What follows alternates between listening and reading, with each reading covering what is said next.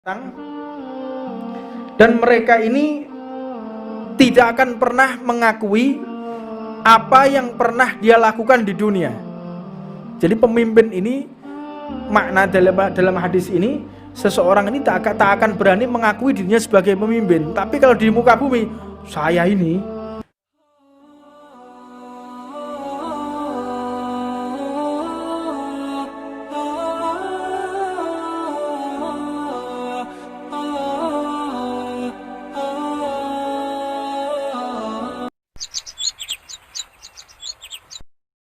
Bismillahirrahmanirrahim.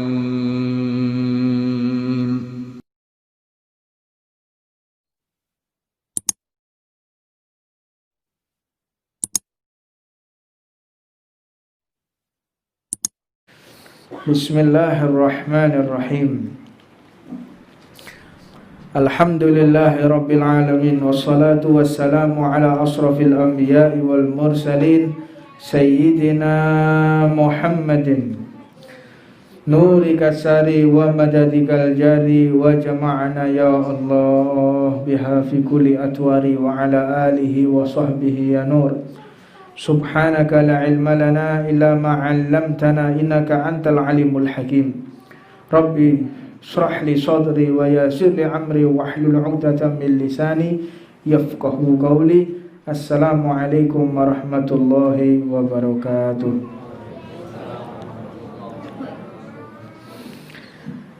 Qala radhiyallahu ta'ala wa nafa'ana Allah bih Al-Imam Abdullah bin Al-Haddad. Beliau menyampaikan di dalam kitabnya Da'watut Tammah, yakni sebuah nasihat, sebuah dakwah menurut pedoman yang tidak keluar dari rel Nabi Muhammad SAW. Di dalam fasal yang ketiga, nasihat, peringatan, teguran, dan himbauan bagi para pemimpin, bagi para penguasa, bagi para raja dan pemerintahan dari golongan umat Islam. Ini nasihat untuk mereka semua yang mereka menjabat, yang mereka menjadi pemimpin di daerah umatnya Nabi Muhammad SAW. Fa'lamu, ketahuilah, keberadaan pemerintah adalah suatu perkara yang sangat berat, dan manusia tidak ada yang bisa keluar dari perkara ini. Manusia pasti terlibat di dalam urusan ini. Pemerintahan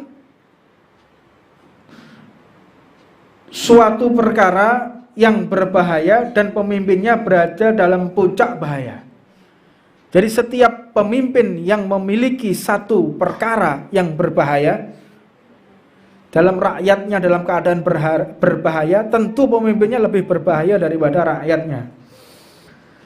Maka jika mereka, para pemimpin ini, menjalankan kewajibannya kepada para hamba-hamba Allah, niscaya mereka akan mengalami satu perkara yang sangat penat dan lelah. Jadi tidak ada ceritanya seorang pemimpin pemerintahan itu mereka yang tidak mengalami satu perkara yang sangat membuat dirinya gelisah, yang membuat dia pusing, yang membuat dia sumpek, suntuk, penuh dengan bahaya, penuh dengan ancaman, penuh dengan kerugian. Itu adalah wujud kepimpinan. Makanya sungguh heran jika ada orang berebut menjadi pemimpin. Ini sungguh heran ini. Padahal hakikat daripada seorang pemimpin ini pasti dia akan mengalami satu kepenatan yang luar biasa. Maka Rasulullah SAW, beliau ini pun mengatakan, kullukum ra'in wa kullukum mas'ul an ra'iyatih. Kalian semua ini pemimpin. Jadi di antara kita tidak ada yang tidak menjadi pemimpin. Semua kita ini pemimpin. Kalau dia sebagai kepala rumah tangga, berarti dia menjadi bapaknya yang menanggung jawab dari segala perkara yang ada di dalam rumah tersebut. Kalau ada istrinya tidak pakai jilbab, buka aurat, dia akan diazab dan akan dipertanyakan oleh Allah Subhanahu wa taala. Kalau ada anaknya yang sampai berbuat salah, ada anaknya yang sampai berbuat maksiat, ada yang mabuk, ada yang mencuri, maka dia harus benar-benar mempertanggungjawabkan di hadapan Allah Subhanahu wa taala. Jadi semuanya, kita pun yang belum menikah, belum berumah tangga, kita pun menjadi pemimpin. Pemimpin atas apa? Atas segala panca indera yang Allah berikan kepada kita. Itu akan ditanyakan kepada Allah. Ditanya oleh Allah, bagaimana engkau menggunakan kedua matamu, bagaimana engkau menggunakan telingamu, bagaimana engkau akan menggunakan tanganmu, seluruhnya akan diadili oleh Allah Subhanahu wa taala. Maka Rasulullah SAW mengatakan, innakum satahrisuna 'alal imarah wa innaha saqawnu nadamatan yaumal qiyamah. Sesungguhnya kalian kelak akan berebut kepimpinan. Kelak kalian akan berebut menjadi penguasa. Kelak kalian akan mempertaruhkan segala apapun yang kalian punya untuk menjadi kepala di dalam satu pemerintahan. Ini Nabi Muhammad sudah mengatakan demikian. Wa innaha, dan sesungguhnya hal itu akan menjadikan penyesalan di hari kiamat nanti. Kalian akan menyesal. Tidak ada satupun pemimpin di muka bumi ini yang tidak menyesal ketika nanti di akhirat. Makanya kalau ada orang menjadi pemimpin, lalu dia bisa menikmati kepemimpinannya, tidak akan dia mampu untuk berbahagia di akhirat. Orang yang menjadi pemimpin di dunia, tentu dia akan sengsara dan sangat susah hidupnya. Waktu untuk keluarga berkurang, waktu untuk dirinya berkurang, semuanya berkurang. Nah, beda dengan orang sekarang ya. Berlomba-lomba untuk menjadi pemimpin. Nyogok sana, nyuap sana, bayar, pakai kalau sudah mau pilkada, ngamplopi kepala-kepala tokoh-tokoh agama, diamplopi, didatangi untuk supaya nanti mendukung dia. Ini terjadi kata Rasulullah SAW. Nabi Muhammad ini mengatakan kepada kalian para pemimpin, Allahumma man wali min amri ummati syai'a fasaqqa alaihim fashkuk alaih. Ya Allah, barang siapa yang memimpin sebagian dari umatku lalu memberatkan mereka, ada pemimpin memberatkan umat Rasulullah, fashaqqa alaihim fashkuk alaih. Ketika memberatkan umatku, maka beratkanlah atasnya.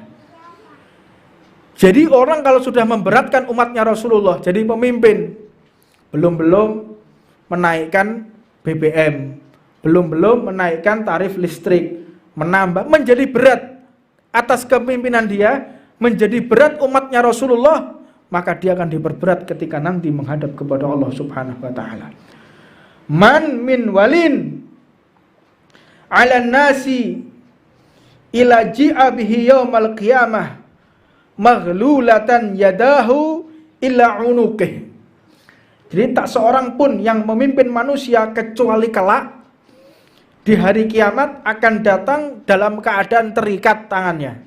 Terikat tangannya illa unuqih. Jadi seperti ini posisinya, ditekuk.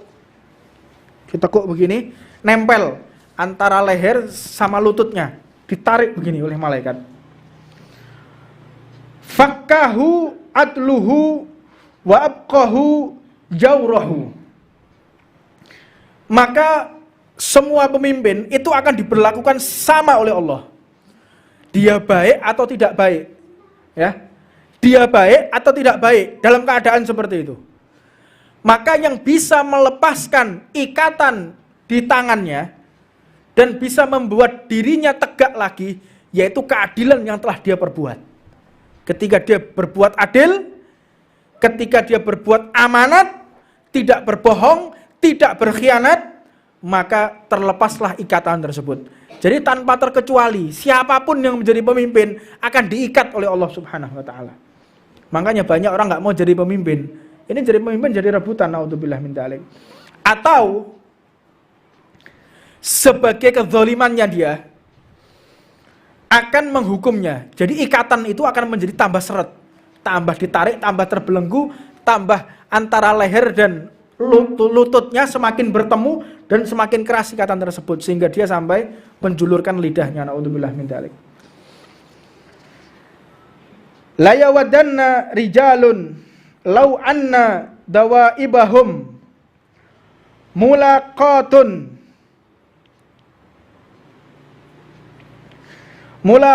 bitharaya walam yalu min amri nasi syai'ah. Rasulullah mengatakan seseorang akan menginginkan rambut mereka yang akan dikepang tergantung pada binatang.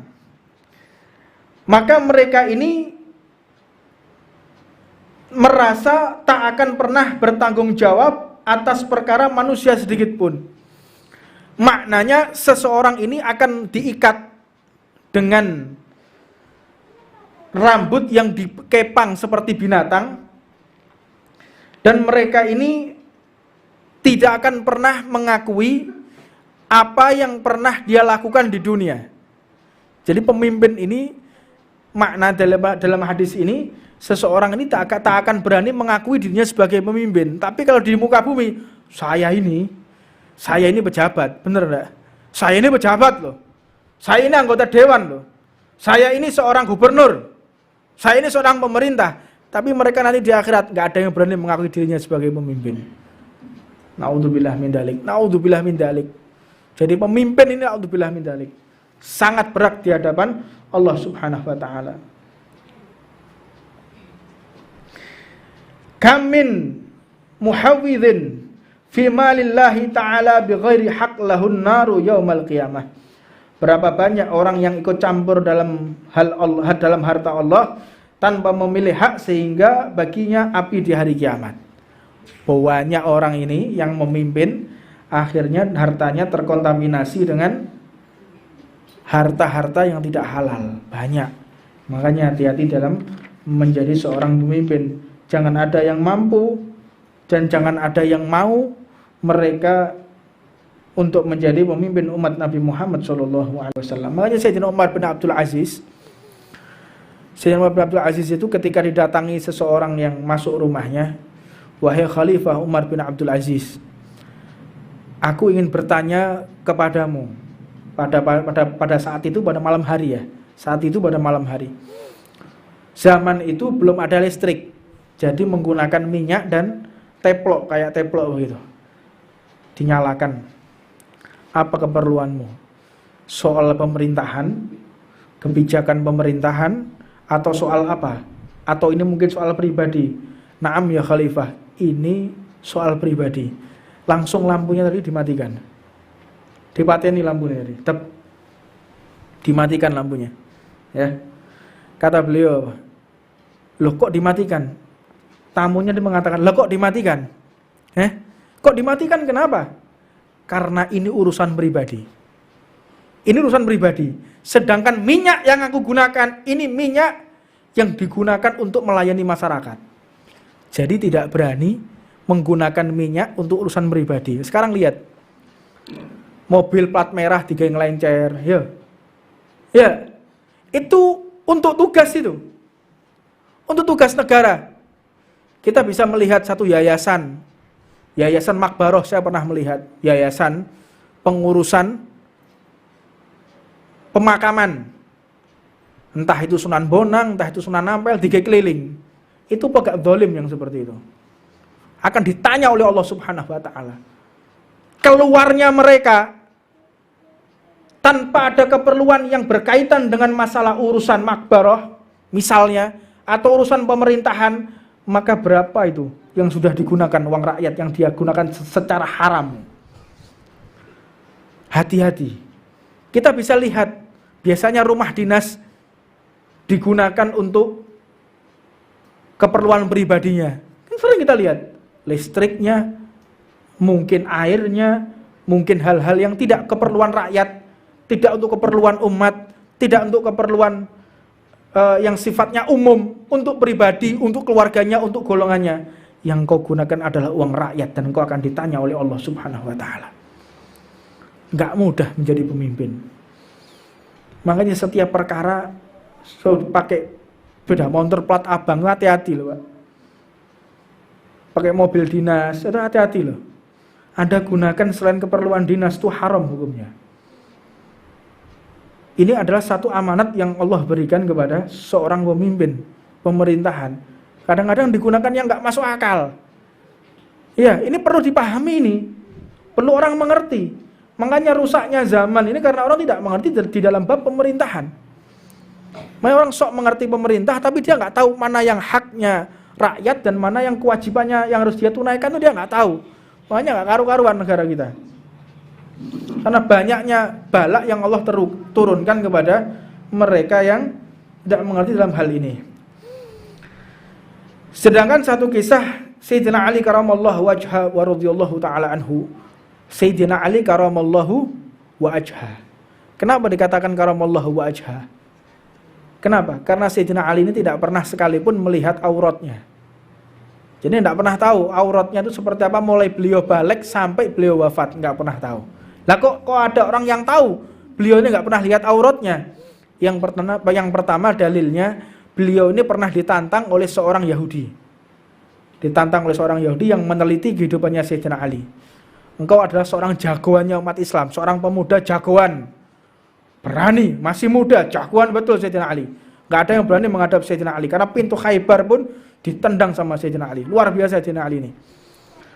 Maka ayo engkau bertanding atas nama agamamu demi kehormatan agamamu. Berani Sayyidina Ali.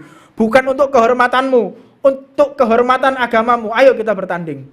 Jangan engkau mempermalukan agamamu, ya. Ketika datang, pas berhadapan-hadapan disaksikan banyak orang, lah kok Yahudi ini membuka celananya. Ya, membuka celananya. Telanjang, dia nggak pakai celana dalam, dibuka, kelihatan kemaluannya. Langsung lari Sayyidina Ali. Lari ketakutan. Kata Sayyidina Ali, aku kalah dengan dia. Dia tahu kelemahanku. Kalau aku tidak pernah sekalipun melihat aurat. Nah ini. Jadi Sayyidina Ali juga tidak. Jadi Sayyidina Ali bukan pamer ya. Saya ini nggak pernah lihat aurat. Enggak. Dengan kejadian itu akhirnya terbongkar amaliyahnya Sayyidina Ali. Jadi seseorang itu seperti itu. Jadi bukan menceritakan saya ini ini terpaksa. Kenapa engkau lari? Mohon maaf, aku lari sebelum bertanding karena aku memang tidak pernah melihat aurat. Dia membuka aurat. Bahkan auratku pun sendiri aku tidak pernah melihatnya. Makanya dikatakan karamallahu wa ajha. Makanya orang kalau pengen dak pikun, orang kalau kepingin dak pikun, satu caranya, jangan kita melihat air kencing kita atau kotoran kita. Karena orang kalau melihat kotoran air kencing atau kotoran buang air besarnya itu akan menurunkan kecerdasan. Yang pertama, kecerdasannya akan menurun, lalu tambah pikun. Jadinya tambah pikun, susah untuk mengingat daripada perkara-perkara yang baik, tapi mudah mengingat perkara-perkara yang buruk. Ya, hati-hati kalau kita lagi mandi, itu kalau bisa kita thalabul ilm ini telesan kalau bisa. Ya, kecuali sudah benar-benar tidak bisa di tempat yang dingin misalnya atau kita lagi bepergian susah. Tapi kalau di rumah kalau bisa sediakan sarung 3 telesan. Jadi ketika kita mandi sak sarung-sarunge. Mandi sama sarung. Jadi kita tidak akan melihat aurat kita. Ini amaliyah yang wajib kita kerjakan. Dan insya Allah kalau kita kerjakan kita akan mudah bermimpi bertemu dengan Nabi Muhammad SAW. Ini salah satu kiatnya. Mujahadahnya orang akan bertemu dengan Rasulullah SAW. Maka Sayyidina Ali ini jika terkumpul harta di Baitul Mal, maka Sayyidina Ali ini senantiasa membagikan hingga tidak tersisa 1 dirham pun. Jadi tidak ada yang namanya APBD, APBN yang tertimbun, itu tidak ada. Ini kritikan juga untuk pemerintah. Kadang-kadang APBD, APBN yang masih tersisa digawe bancaan, Pak. Iya, Digawe bancaan, oh ini tidak ada yang meminta kok dari pondok pesantren. Oh ini tidak ada kok minta dari yayasan yatim piatu. Ya sudah gimana? Ya kita harus habiskan, kita harus nolkan. Hati-hati. Kalian akan disidang oleh Allah Subhanahu wa taala. Makin harus disampaikan ini. Ya, ini tugas saya untuk menyampaikan kepada orang-orang yang para penguasa pemerintah. Ini tugas saya menyampaikan apa yang telah disampaikan oleh Imam Abdullah bin Alwi al-Haddad. Jadi tanpa sensor ini harus disampaikan memang. Mau suka tidak suka, ya ini keadaan kita.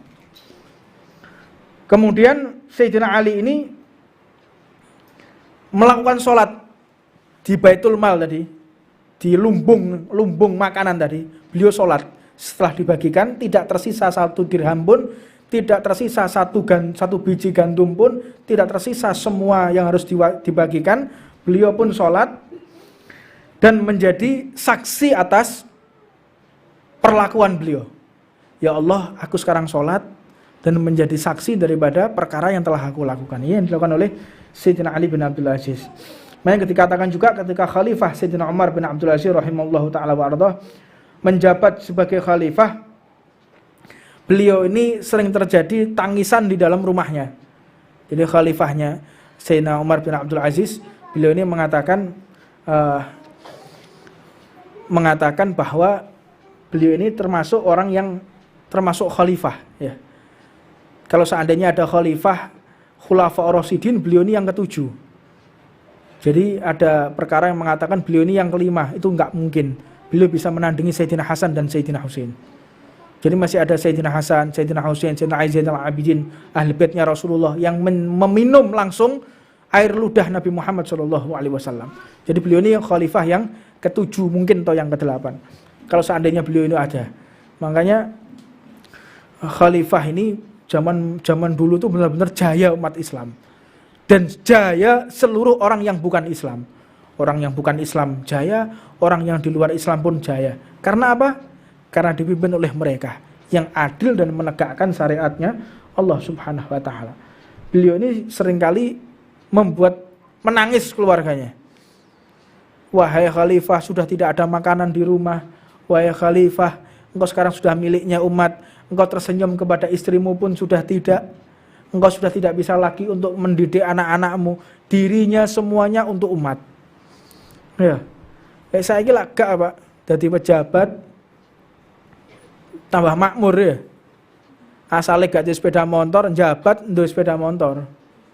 Asalnya gak jabat, duwe jabatan, malah jadi punya mobil, punya segala macam dari jabatan tadi. Kifat ya. Ini benar-benar harus vulgar, benar-benar harus dipengerti ya. Ini ada daripada satu perkara yang wajib seseorang itu mengetahuinya. Jangan sampai kita tidak tahu. Jangan sampai kita menjadi pemimpin.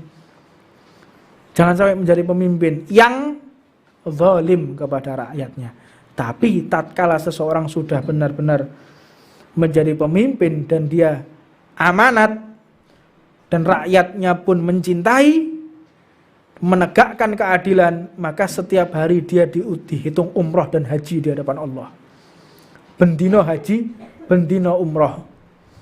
Setiap hari bersolawat 100.000 kali, setiap hari berzikir 100.000 kali, setiap hari beristighfar 100.000 kali. Kalian mampu 100.000 kali sehari? Nggak mampu. Solawat 100.000? Nggak mampu. Jadilah pemimpin tapi adil.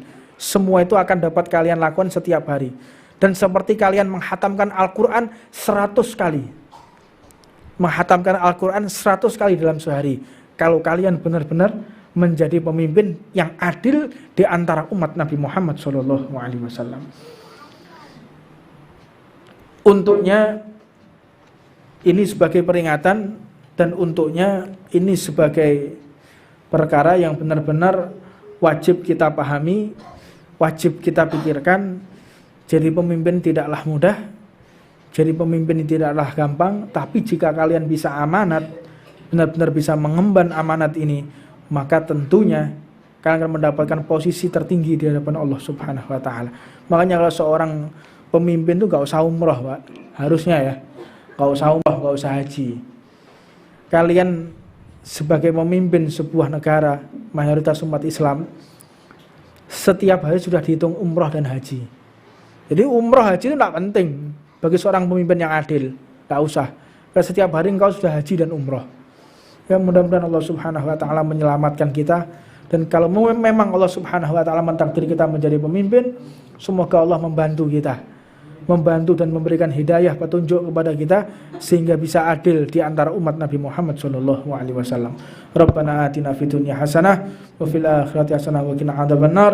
Wa alamana wa sayyidi al-habib Umar Muhammad bin Hafid wa alamana wal habib Ahmad Jamal bin Tawab bin Abu Bakar ila hadratin Nabi Muhammadin sallallahu alaihi wasallam. Al-Fatihah.